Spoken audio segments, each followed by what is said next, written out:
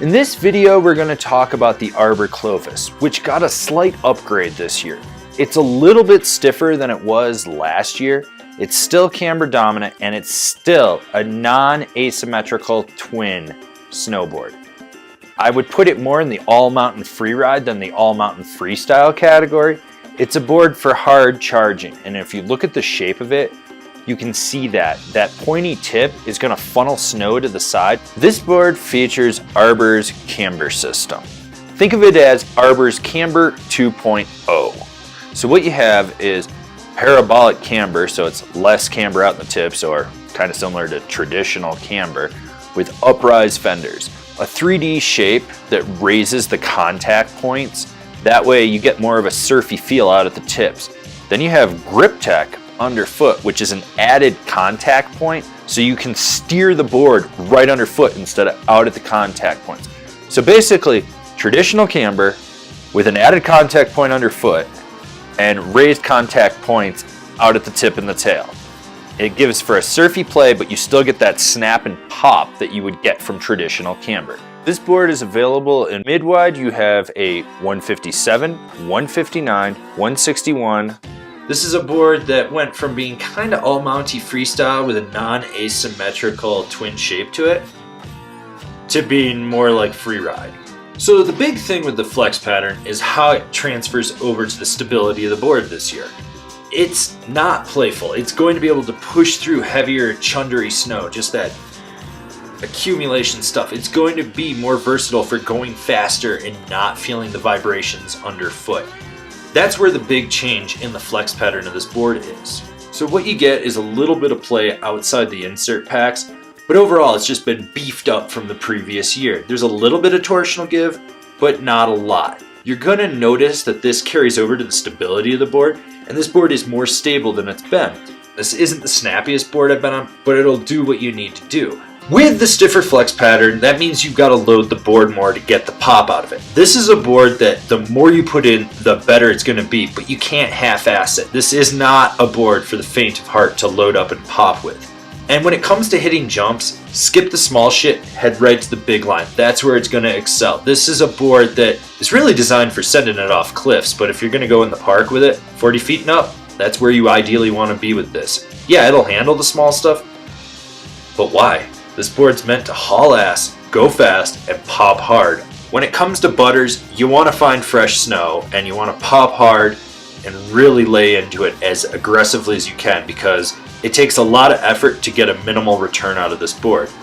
The other thing, that pointy tip when you're buttering on it, it could hook, and if it does, you're going to spin around, so you want to be prepared for that. Now, this does carry over to jibbing as well. This board isn't a jib board by any means, so I don't know why you'd hit rails with it, but in the off chance you do, go fast, press hard, and be prepared for it to fight you the whole way. That's just how this board is. So the way the uprise fenders work on this board is it elevates the contact point, creates a slight bevel to it. It really allows you to roll from edge to edge and not be as hooky.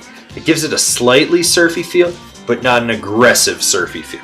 This is still a board for railing hard carves with. You really want to drive it. You want to make sure that when you're out there with it, you're pushing it through the apex of the carve, really driving your back knee into the center of the board and letting it slingshot you out of the turn. It does tight, quick turns easily enough, but where it really excels is deep, hard, long, drawn-out carves.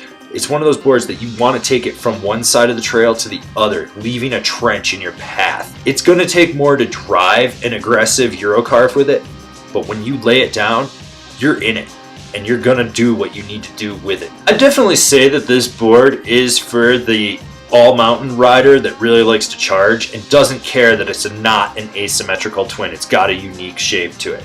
This is for the guy that's getting powder in the morning and ripping groomers in the afternoon. This is, a first chair, last call, weekend warrior type of board.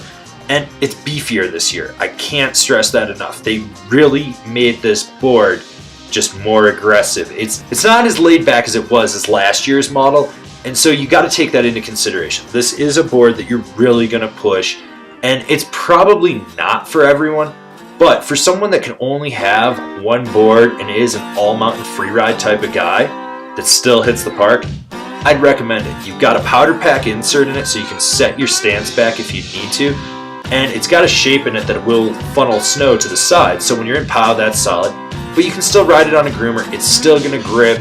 You've got a bunch of great tech in there with the uprise fenders, and Arbor's been making some solid boards, so definitely check this board out. So what boards are comparable to the Arbor Clovis? The Nitro Super Team, the LibTech Swiss Knife, the K2 Joy Driver, the Jones Aviator, the Capita Warp Speed. Alright, so now you've decided what snowboard you're going to get, and you're going to decide where you're going to buy it. If you're shopping local, awesome. Slap your local shop guys a high five and tell them they're killing it. But for those of you that are buying online, why don't you shop from one of the links we have down below? That way you support us and you get a deal on your snowboard.